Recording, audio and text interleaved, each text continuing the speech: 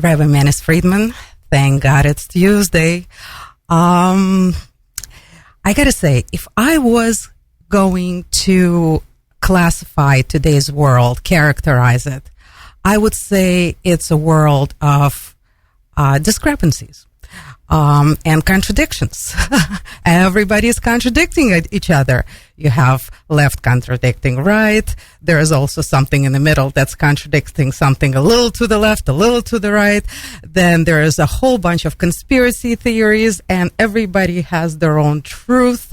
Today, the truth is in the eyes of the beholder, and we make up laws as we go along, and no one is really impressed with the law altogether. So this world is very, very contradictory right now. So I was hoping to get some wisdom and insights from you, because from learning Torah to the extent that I have learned Torah, there's a lot of contradictions in Torah as well. And somehow we managed to figure it out for the last 3,333 years. So can you please help us figure out the discrepancies of the world today and how to deal with them and how to make sense of it? You ask good questions. I try. Right at the heart of it. And I'm assuming you have a very highly intelligent audience. So let's not go for the easy answers. Let's go for the big answer. The fact that there are contradictions in the Torah and in creation actually proves that the Creator is intelligent.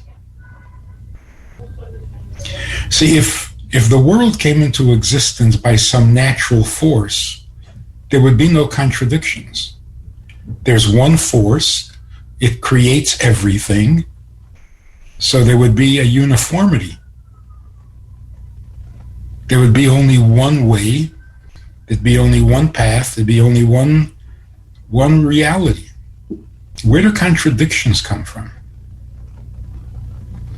In fact, the Big Bang theory, I'm not sure that it's still popular, but the way it was understood was that there was a clash, there was a collision of gases and subatomic particles, and they're antithetical to each other, so it blew up and it created the universe. See, if you have two original gods, then you understand where conflict comes from. But if there was only one, let's say the original substance was a subatomic particle, and from that everything else came, then everything would have the characteristics of a subatomic particle. It could be bigger, it could be many particles, but it would be only one characteristic, the characteristic of the Creator, or the original particle. The only way to explain and understand contradictions is if there is intention, if there's intelligence. Intelligence can have a purpose, a method, a means to an end, and the means can sometimes contradict the end, like fighting fire with water, fighting fire with fire, which explains a very interesting thing. Right at the beginning of the Torah, the story of the flood.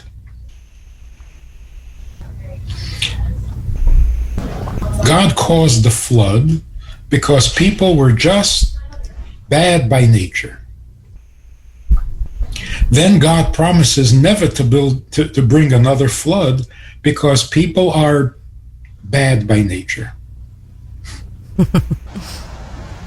Only an intelligent being can use the same argument and come to different conclusions. So it actually is indicating the nature of God. He's not a particle with a fixed nature, with a fixed property. He is a thinking, caring, feeling creator. And sometimes he thinks like this, and sometimes he thinks the other way. And sometimes he feels like this, and sometimes he feels the other way. And they're all valid, they're all necessary, and they're all true. So it's not so much contradictory as multifaceted. Depending on what the purpose or the need of the moment, that's how the thinking and the argument goes. Now, right after the flood, the next story that we're told in the Torah, and this is about, 600 years later, the people decide to build a tower to the heavens. Some of the ancient commentaries say that what they were trying to do is build a pillar, not a tower to live in, a pillar to support the heavens, because they felt that the heavens were unstable and that's what caused the flood. Other commentaries, at least 800 years old, say that they were building a tower to get out of Earth's atmosphere so they could move to the moon. Again, because they felt Earth was a dangerous place and that every 1,000 years there would be a flood. In other words, they attributed the flood to natural causes. And God was not pleased with that, so he frustrated the project by giving different people different languages all of a sudden, and they couldn't communicate. They suddenly weren't speaking the same language. So the project fell apart. So again, what does that show? Their mistake was they thought that the world was governed by a single, a one-track, fixed entity that could only do things one way. So if a flood came at 1,000 years, it would probably come every 1,000 years. It was fixed. It was automatic. That there is a thinking God who can use logic both ways, destroy the people because they're just incorrigible, or have compassion on them because they're just bad by nature. It's not their fault. So the argument can go both ways if you're a thinking creator, not a fixed creator. Rabbi Friedman, but isn't this one of the biggest contradictions? Doesn't it say somewhere in the Torah by God himself that we will never figure out his thinking? Exactly right. But if he was a particle, we would figure it out, and that would be it. Yeah, but there is a contradiction, because God says, I will never abandon you because I'm not a human being who changes his mind. Well, he wasn't saying, I can't think out of the box. That's more than human, the ability to think out of the box. What he was saying is a commitment. If I make a covenant, I'm not a human being who fails to fulfill his covenant. But the ability to think multi-level, multi-directional, sure, that's brilliance. But I want to share with you a fascinating thought, as long as we're talking about evolution. How do intelligent people actually offer an explanation for the origins of the universe by starting with two existent beings, substances? See, there were subatomic particles and there were the gases, and when they finally collided for some reason, there was an explosion, a big bang, and that's how it all happened. It almost sounds like a joke. How did existence begin? Well, there were two things. Even if there was just one thing, you haven't explained where it came from. But there were two things? This is how it begins? Nothing begins with two. It begins with one or zero. How do you start with two? It seems like, intelligent people shouldn't even be joking about this. But there is a reason. Imagine if there was only one entity, whatever it is. Gas, a subatomic particle, a God particle, whatever it is. There was one thing that is eternal. It just always existed. That's where it all started. Then you're stuck. If there is an eternal entity, it always existed, and from it came all of the physical universe. Your reasoning is stuck. There was one thing, so what happened? If you're thinking physical, material, the only way something happens is if there's a catalyst. Let's say the subatomic particle always existed. It always existed and there was no Big Bang. So what caused the Big Bang? So you have to assume the existence of another entity that is antagonistic, and when they collide, if they collide, there'll be a Big Bang. So here's the catch.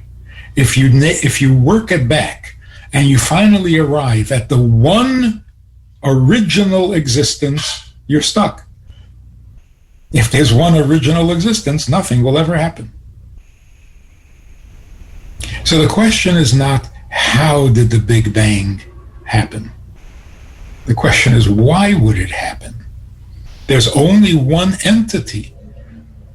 What would cause a bang? Or what would cause a change? There's one entity that existed forever, and then it changed. Why would it change?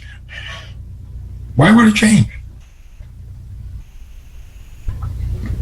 So there's an argument given in Jewish philosophy. If you want to prove the existence of a creator, simply suggest that a bottle of ink spilled and the ink dried in the form of letters that made up words, that made up sentences, paragraphs, and a book, just by accident. Would you believe such a thing? No. Well, you look at the universe. It's so orderly, it's so systematic, it's so balanced. You tell me that happened because a bottle of ink spilled? Could a bottle of ink write a book just by spilling? Ridiculous. So that proves that there's a creator. Actually, it doesn't prove anything. If you really want to stretch your imagination, can a bottle of ink spill and write a book? Highly unlikely. Impossible? Maybe not impossible. Far-fetched, yes. Would it happen every couple of months? No. But that it once happened?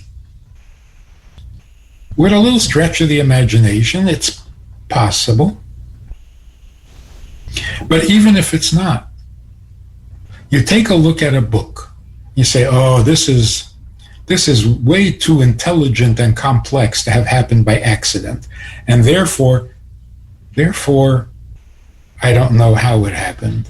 It doesn't prove there's a creator. I just don't know. You can't prove something by what you don't know. That's not logical. I don't know what causes thunder, so it must be God. Well, tomorrow I'll find out what causes thunder, and then I don't need to blame it on God.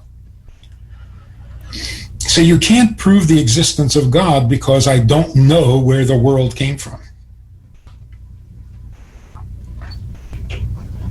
Maybe tomorrow you'll figure it out. So here's the point. The analogy with the bottle of ink is not a question of can a bottle of ink write a book. The question is, if there's just a bottle of ink and all of a sudden there's a book, and you explain it by saying that the bottle of ink spilled and wrote the book. My question is not how can it write a book? My question is why did it spill? If there's just a bottle of ink, why would it spill? The wind knocked it over? There's no wind. There's just a bottle of ink. So really, our understanding of God is not only does there have to be an original substance, it's got to start with something. Scientists are trying to discover the tiniest little something to blame it on. But it's not enough to just have a something. That something has to have an internal combustion, meaning it has to be self-motivated, because there is no other substance to act as a catalyst and cause a change. So God always existed, and yet there was a change. What caused that change? He did. It has to come from him because nothing else exists. So there must have been some internal process in this original substance. And that really is the difference between science and religion, at least Judaism. Science says there was an unthinking substance from which all else came, and then you have to explain how the change happened, and you must assume the existence of another entity. When we say God, we mean the existence of an original entity that is alive, thinks, feels, wants. So when it decided to create a world, it did. All internal. When we discover that in creating that world, it, the original substance, communicates with human beings, that's when we started to refer to God as him rather than it. Because in a relationship, you have to attribute some character. He initiated the relationship because he created us before we asked. So he is the aggressive influence. We are the recipients of his creative energies. So it becomes he and we become she. Rabbi Friedman, but where does the contradiction come into play? Because it came into play from the creation. Right away, there was contradiction of eating the fruit, not eating the fruit. Go back. It goes even further back. An infinite God creates a finite world. We're already puzzled. A perfect being, self-sufficient, eternal, all-powerful, all-knowing, decides to create something? That sounds like a contradiction. If you're perfect and self-sufficient, why? Why would you create this mess? Which is the same question as if you're a real mensch, and if you got it all together, and if you're self-sufficient, and then you turn around and get married, is that not a contradiction? You work on yourself for 25 years to become capable, self-sufficient, established, wealthy, secure, and then you get married. Well, you just undid all your progress. Rabbi Why would you do that? Yeah, Rabbi Friedman, but it seems that illusions have been presented to us from the very beginning, starting with the snake. the illusion is you eat the apple, you become smart, and there are so many benefits. And that was the illusion which led us to a whole big mess that we're living in. And today I think we're getting the maximum bang out of it. Again, that is a good observation.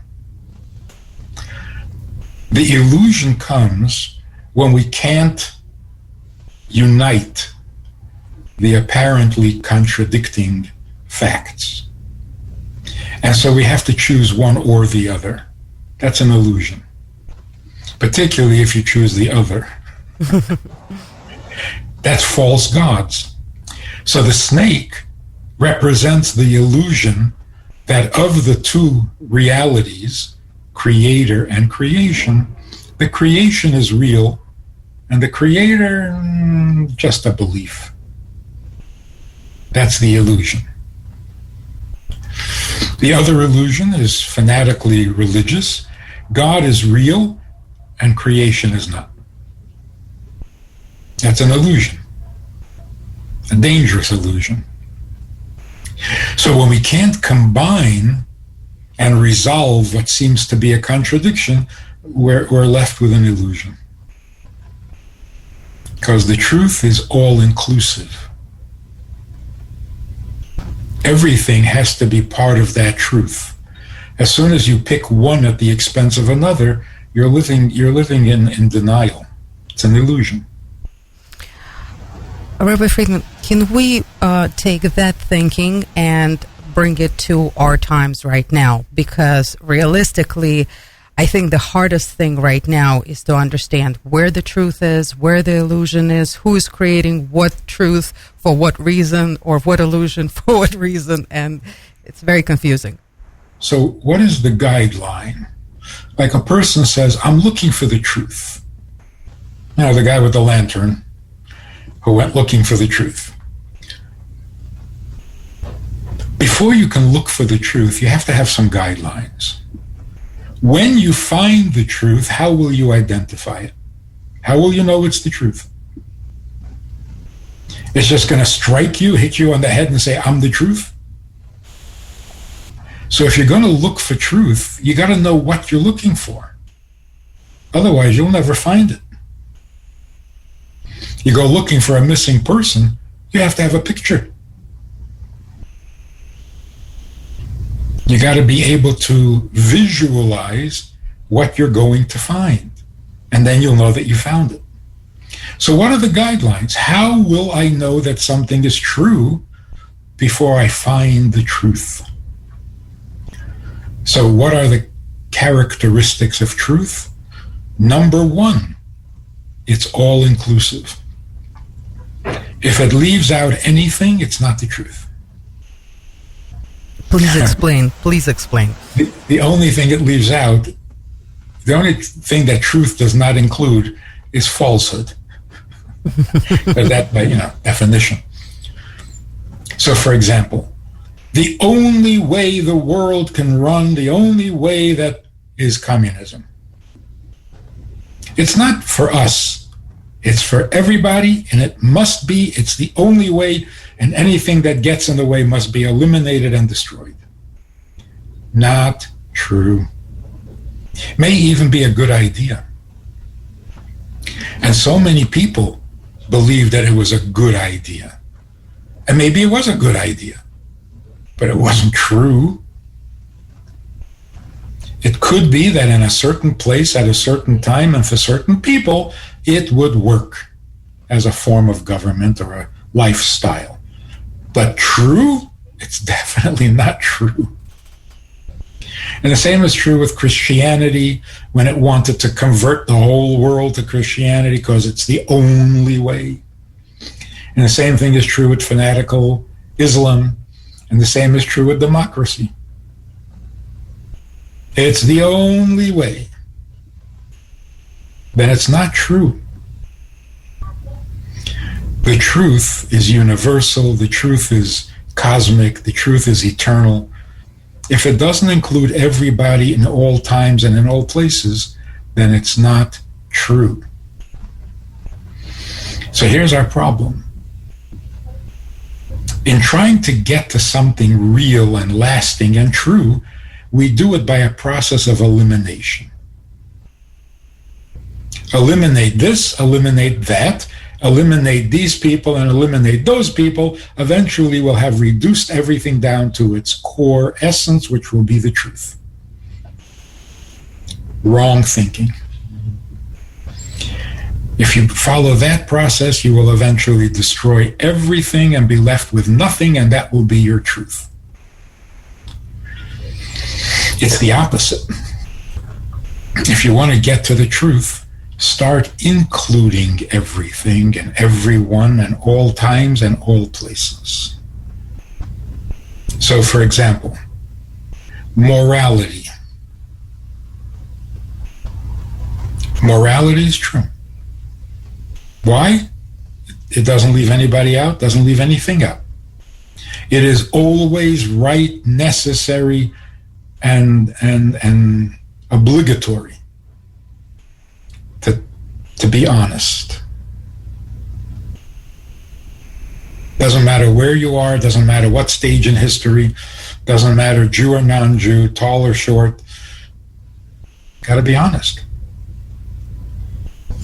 Rabbi Friedman, can I interrupt here? And actually, it was very interesting. This is actually something that the last Torah portion has taught us, that being honest is great, but it's not always possible, especially not in a crooked world.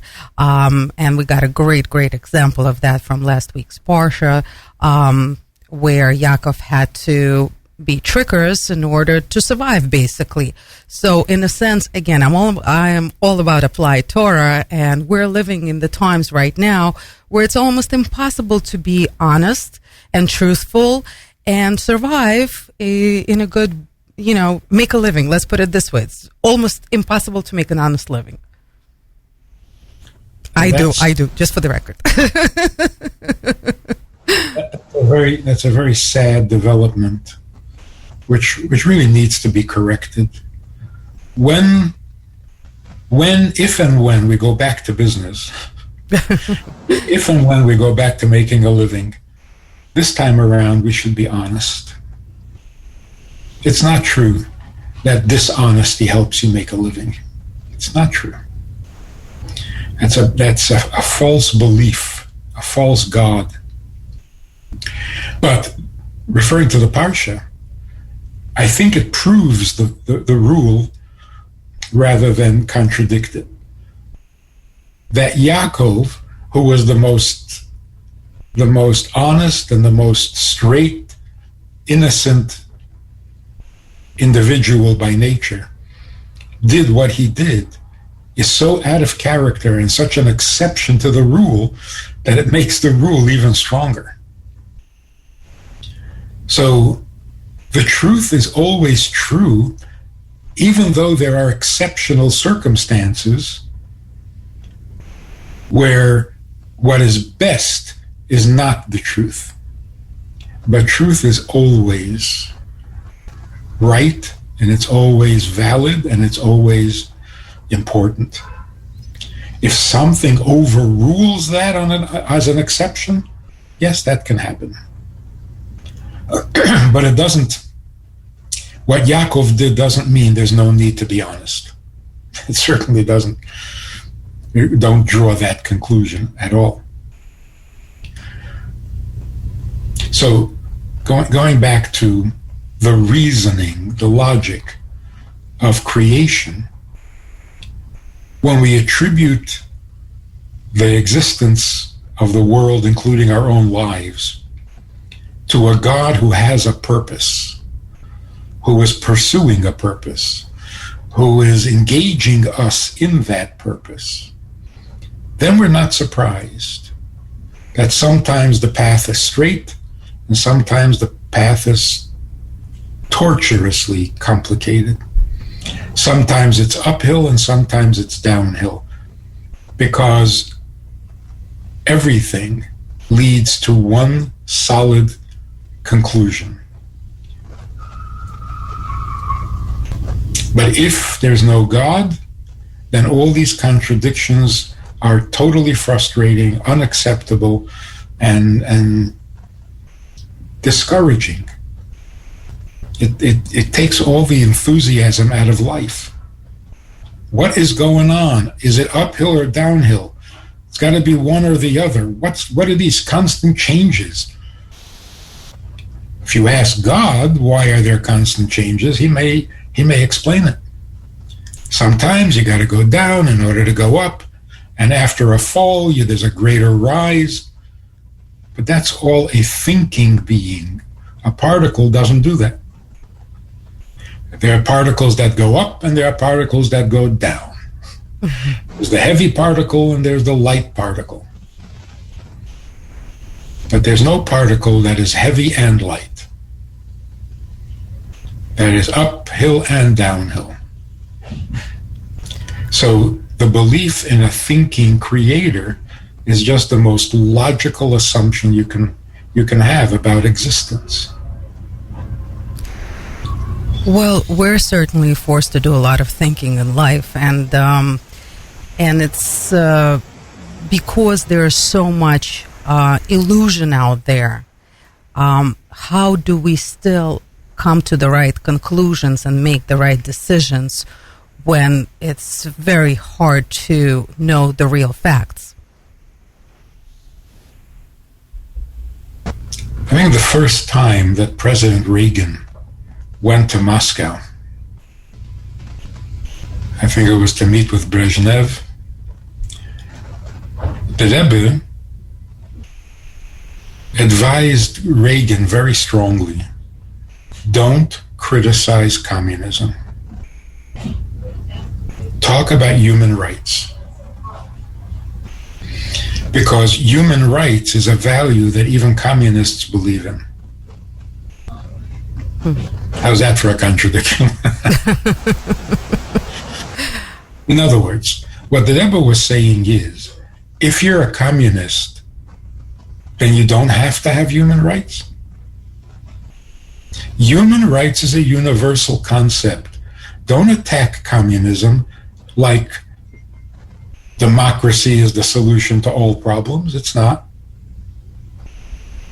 Democracy without human rights is as bad as communism without human rights. So why talk about the detail, the temporary issue, when you can talk about the eternal issue? Rabbi Friedman, but if we're talking about rights, then our rights are definitely being violated right now. I mean, the simple right of children being able to go to school is a right that's being taken away. Let's talk about a basic. Mm-hmm.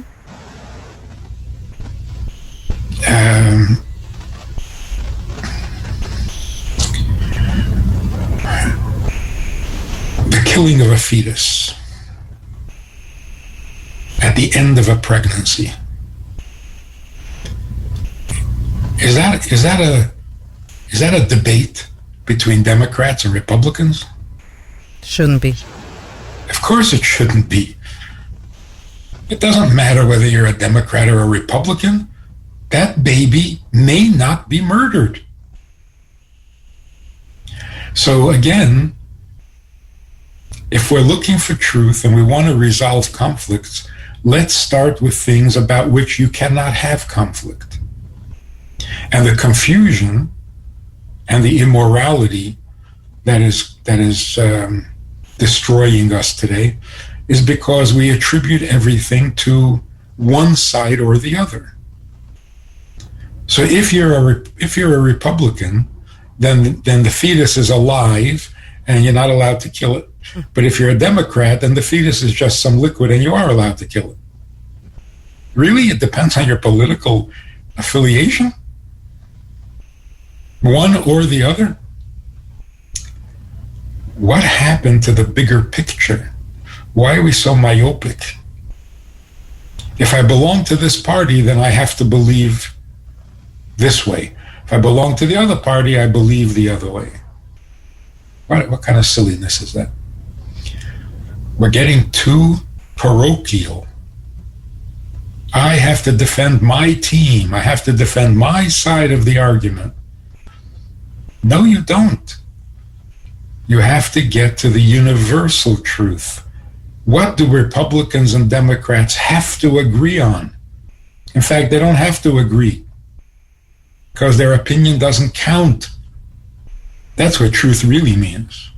Truth means it is what it is, with or without your opinion. So what's real beyond my opinion or approval?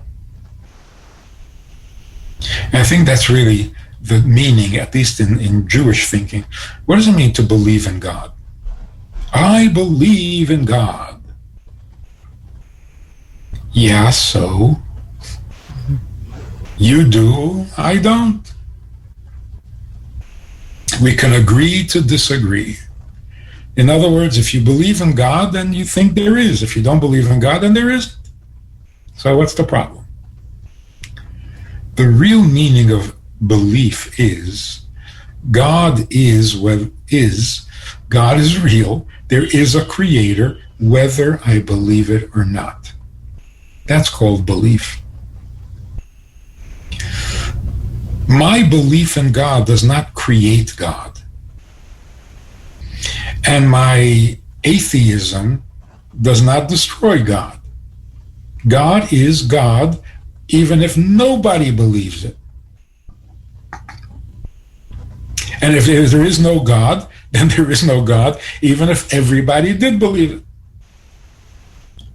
So what does faith mean?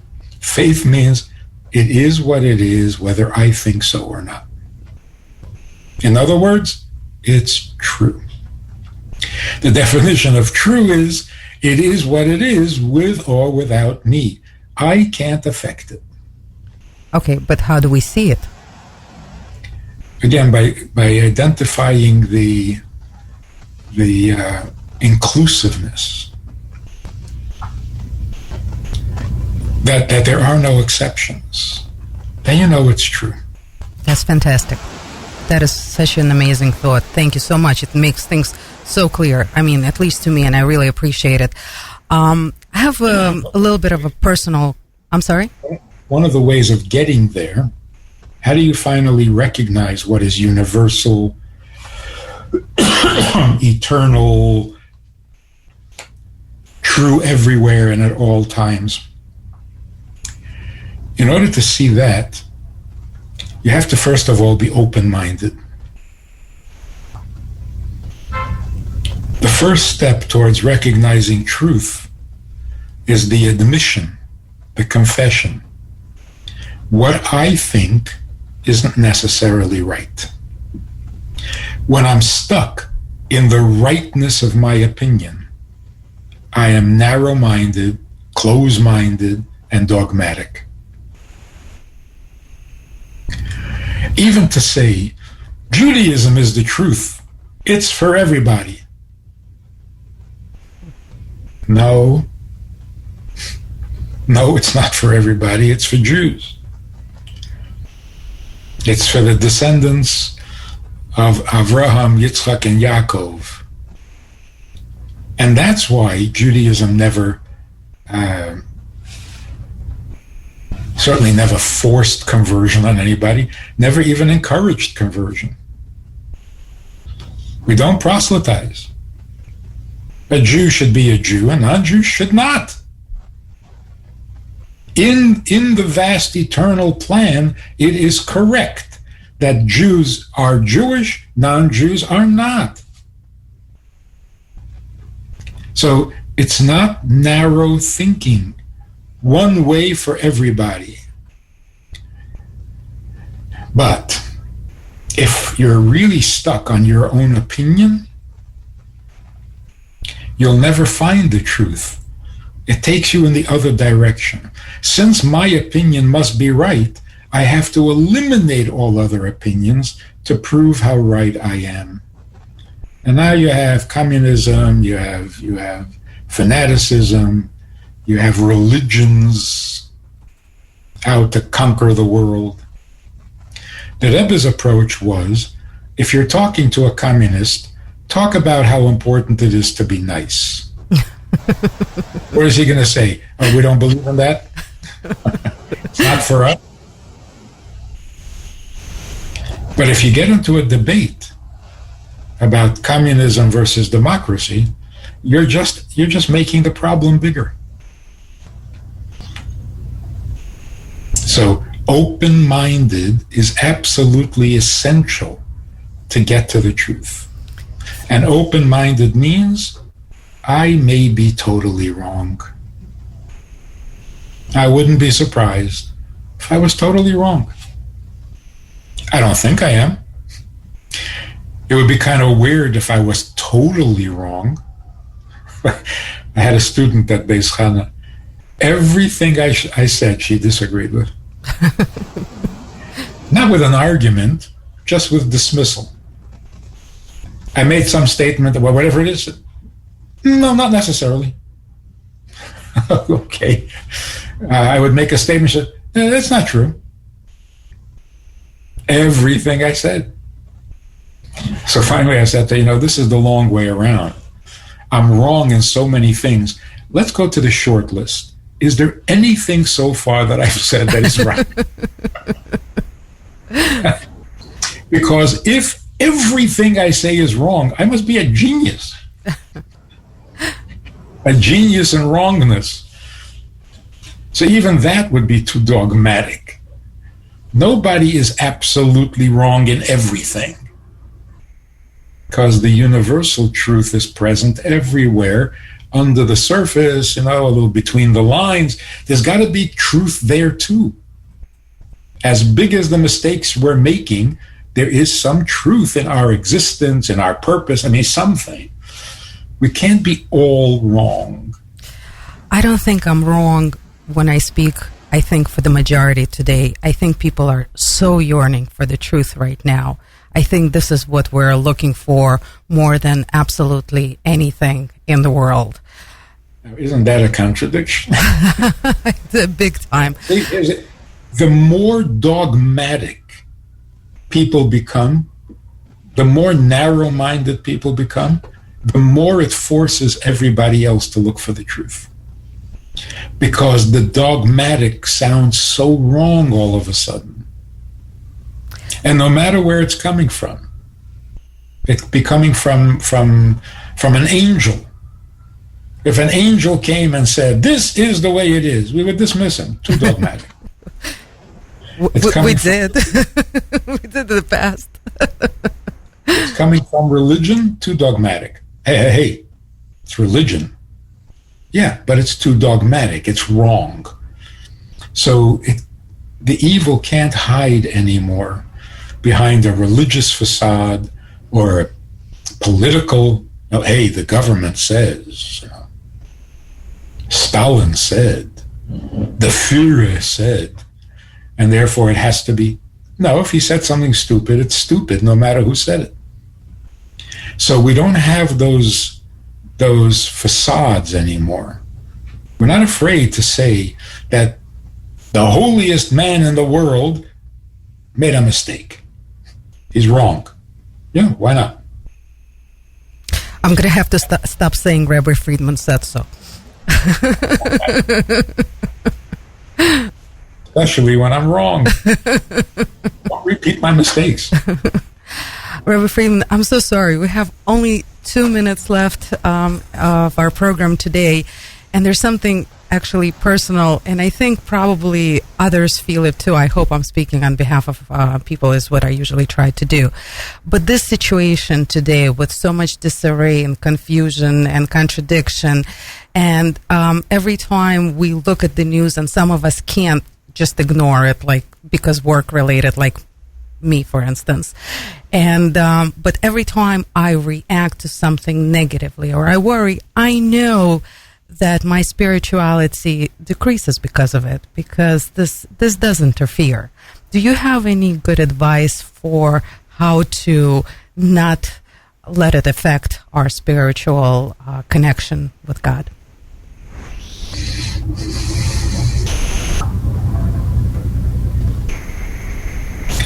I think people on both sides of the aisle, on both sides of the coin, on both sides of the argument, need to appreciate the fact that not everything goes the way I want it to go. It doesn't change my convictions. It doesn't change my vision or my opinion.